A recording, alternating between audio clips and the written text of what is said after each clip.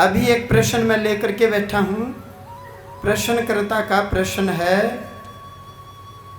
सुनीता, ये गोरखपुर से हैं, पूछ रही है गुरुजी, आजकल समाज में एक बहस छिड़ी हुई है कि दलित लोग ही मूल निवासी हैं, जिनको आज के परिप्रेक्ष्य में SC ST कम्युनिटी का कहा गया है, और ब्राह्मण विदेशी हैं। दलित लोग अपने आप को मूल निवासी कहते हैं। वो कहते हैं कि हम भारत के असली निवासी हैं, ब्राह्मण विदेशी हैं, ब्राह्मण धर्म विदेशी है। तो गुरुजी कृपा करके मेरा मार्गदर्शन कीजिए। देखिए, जितने भी हमारे पौराणिक ग्रंथ हैं, 4 वेद, 6 शास्त्र, 18 पुराण और उपनिषद, कहीं भी दलित शब्द का इस्तेमाल नहीं हुआ है। प्राचीन से प्राचीन पुस्तक और किताब आप उठाइए, कहीं भी दलित शब्द आपको ढूंढने में मिलेगा ही नहीं। तो इसका मतलब दलित शब्द मॉडर्न युग में आज के भारत में षड्यंत्र के तहत लाया गया है। हाँ, नया शब्द निकाला गया है। किस प्रकार, जैसे हैंडीकैप व्यक्ति को दिव्यांग नाम दे दिया। अब कोई पूछे कोई व्यक्ति हैंडीकैप है तो उसके अंग दिव्य कैसे हुए?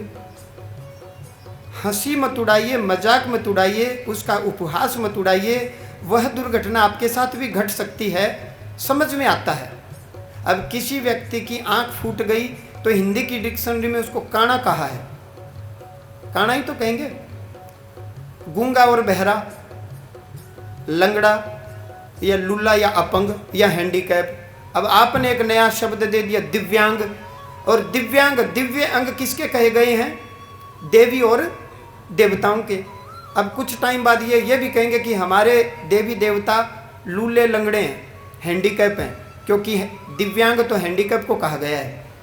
तो उसी प्रकार से जितने भी हमारे पौराणिक ग्रंथ हैं, आप मेरी मत मानिए, सनातन धर्म में 18 महापुराण हैं।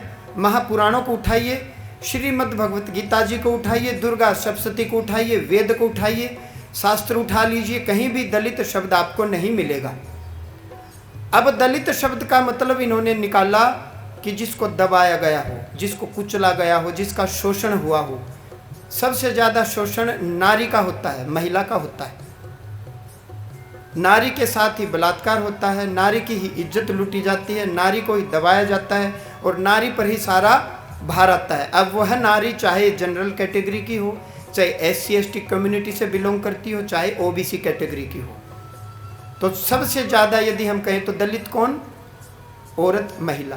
गांव में, खलिहान में, खेत में, हरियाणा में आदमी के साथ बराबर तो खेत में काम करती है, घर में आकर के दूध निकालती है, खाना बनाती है, बच्चों को खिलाती है, और आदमी से पहले उठ करके फिर काम करते, खेत में बराबर का कार्यभार करती है। मजदूर जो महिलाएं हैं बराबर की मजदूरी करती है, घर में जाकर के खाना बनाती है, बच्चे को दूध पिलाती है। ऐसा न हो तो मेरी बात को काट दीजिए। पति शराबी है, ऐबी है, तो भी बच्चों को पालती है।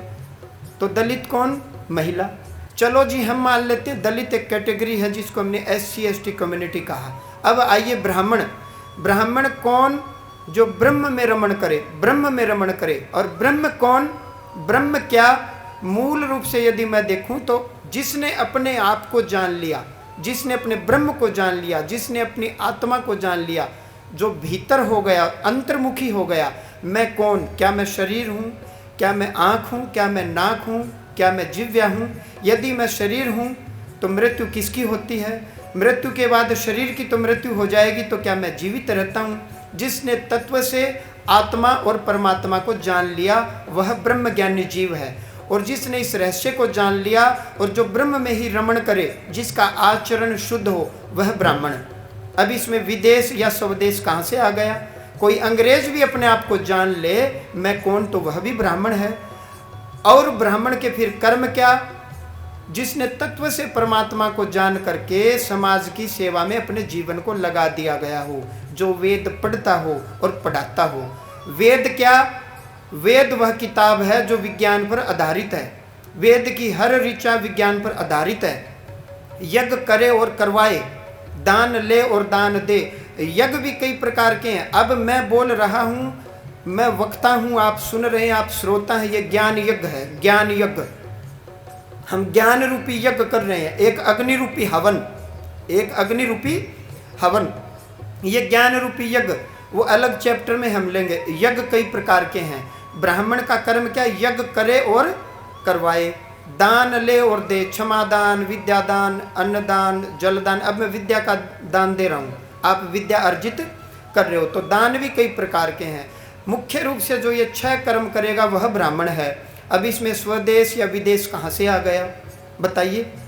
वसुदैव कुटुंबकम, ये केवल वेद की वाणी है। अब वेद की वाणी वसुदैव कुटुंबकम है, तो इसमें मूल निवासी या दलित कहाँ से आ गए? तो कहने का भाव है, जो ये कहते हैं कि SC/ST कम्युनिटी यहीं की है, ये मूल निवासी है। मूल का मतलब जड़, मूल का मतलब जड़। किसी भी व्यक्ति की जड़ कौन? पिता। पिता की जड़ कौन? उसके पिता। उसकी जड़ कौन? उसके पिता। मूल रूप में जाओगे तो ब्रह्मा, ब्रह्मा से जगत की रचना हुई। ब्रह्मा कहाँ से प्रकट हुए? विष्णु के नाभि कमल से प्रकट हुए। तो ब्रह्मा की जड़ कौन? विष्णु। और विष्णु ने इस संपूर्ण जगत को, संपूर्ण ब्रह्मांड को रचा और बनाया। तो मूल रूप से हम सब इसी पृथ्वी के निवासी हैं। अब आ जाइए भारत भूमि पर। जिसके पास भारत का पासपोर्ट है, जिसके पास भारत की नागरिकता है, वह सब भारत के नागरिक हैं। अब तुम बाबा साहब अम्बेडकर जी की भी नहीं मानते। यदि ब्राह्मण के पास यहाँ का ड्राइविंग लाइसेंस है, वोटर कार्ड है, आई कार्ड है, यदि वो यहाँ का नागरिक है संविधान के अनुसार, तो तुम संविधान की भी नहीं मान रहे, तुम उसको विदेशी बता रहे हो। वो भारत में ही रह रहा है, भारत की नागरिकता ले रखी है, भारत में उसको वोटिंग राइट मिले हैं, और फिर भी तुम कह रहे हो तू यहाँ का निवासी नहीं है, तू विदेशी है। हेलो, तुम संविधान की भी नहीं मानते, तुम वेद की भी नहीं मानते। तो कृपा करके अपना इलाज करवाइए, आगरा पागल खाने में भर्ती हो जाइए, या किसी डॉक्टर के पास जा करके अपने दिमाग का इस इलाज करवाइए। आप मनोरोगी हो चुके हैं। दलित कोई भी हो सकता है। इनकी भाषा देखें तो सबसे पहले दलित कौन? नारी है बेचारी। और नारी को सम्मान कितना मिला? नदियां भी यहाँ दूध पिला सकती हैं, जल स्पर्श से मुर्दों को जिला सकती हैं। यह वह देश है जहाँ माताएं भी भगवान को अपनी गोद में खिला सकती हैं। नारी को तो ये मान सम्मान दिया हमने। और आज के परिप्रेक्ष्य में देखें तो आप देख लीजिए नारी के साथ क्या हो रहा है। तो कुल मिलाकर के इस बहस को हमने विराम देना चाहिए। आशा करते हैं ये वीडियो बहन जी के पास जाएगी तो हमारी बात समझ में आएगी।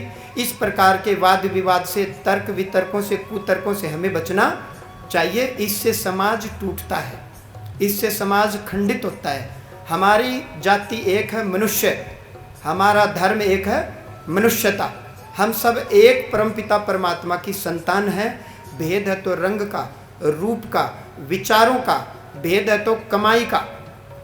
कोई अमीर है, कोई गरीब है। यह भेद समझ में आता है कि अमुक अमुक व्यक्ति की फैक्ट्री है, अमुक अमुक व्यक्ति दिहाड़ी और मजदूरी करता है, ये समझ में आता है। अमुक अमुक व्यक्ति का रंग रूप ऐसा समझ में आता है।